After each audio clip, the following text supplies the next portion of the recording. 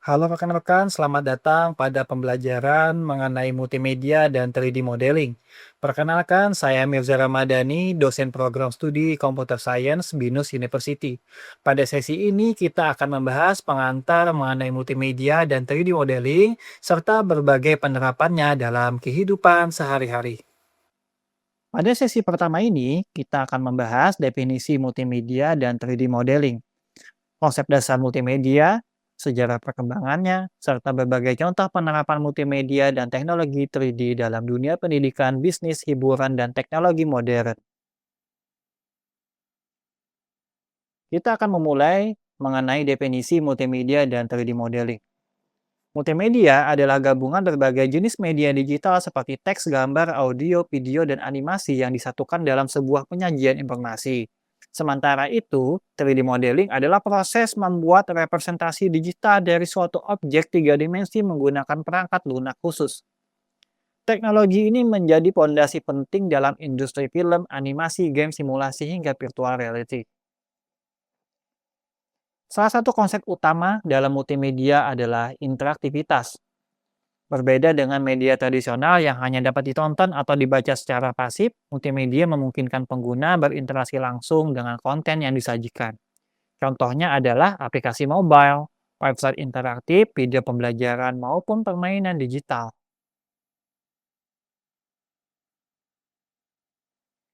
Perkembangan multimedia berlangsung secara bertahap, dimulai dari kemunculan video game sederhana seperti Pong pada tahun 1970-an, kemudian berkembang melalui sistem operasi grafis seperti Windows dan juga Macintosh. Selanjutnya muncul berbagai perangkat lunak multimedia seperti Macromedia Director dan Flash yang mendorong perkembangan konten interaktif hingga era web dan aplikasi modern yang kita gunakan saat ini. Multimedia memiliki banyak penerapan dalam kehidupan sehari-hari. Di dunia bisnis, multimedia digunakan untuk presentasi perusahaan, pemasaran digital, dan juga pelatihan karyawan. Sedangkan di dunia pendidikan, multimedia digunakan untuk e-learning, majalah digital, dan berbagai media pembelajaran interaktif. Dalam bidang pendidikan, multimedia membantu proses belajar menjadi lebih menarik dan juga efektif. Contohnya adalah penggunaan interaktif TV yang memungkinkan pembelajaran jarak jauh serta platform e-learning yang memberikan akses pembelajaran secara fleksibel dari berbagai lokasi. Teknologi ini membuat proses belajar tidak lagi terbatas oleh ruang dan waktu. Di lingkungan rumah, multimedia hadir dalam berbagai bentuk hiburan dan aplikasi yang praktis. Layanan streaming film, platform video on demand, aplikasi desain interior, hingga simulasi tata ruang rumah menggunakan multimedia merupakan contoh bagaimana multimedia membantu aktivitas sehari-hari sekaligus memberikan pengalaman yang lebih interaktif. Multimedia juga banyak digunakan di ruang publik melalui kios informasi digital. Kios seperti ini dapat ditemukan di bandara, stasiun, pusat perbelanjaan, hotel, museum, maupun perpustakaan. Tujuannya adalah membantu pengguna memperoleh informasi secara cepat dan mandiri tanpa perlu bantuan petugas secara langsung. Saat ini, perangkat mobile menjadi salah satu media multimedia yang paling banyak digunakan. Melalui smartphone, pengguna dapat mengakses informasi, bermain game, belajar, belanja, hingga berinteraksi dengan berbagai layanan digital kapan saja dan di mana saja. Contoh menarik penggunaan multimedia adalah kampanye sosial swipe dari organisasi Miseror. Melalui layar interaktif, pengguna dapat melakukan donasi hanya dengan menggesek kartu pada layar. Sistem kemudian menampilkan visualisasi langsung mengenai dampak donasi yang diberikan sehingga pengalaman pengguna menjadi lebih menarik dan juga bermakna. Contoh lainnya adalah kampanye interaktif Coke Zero.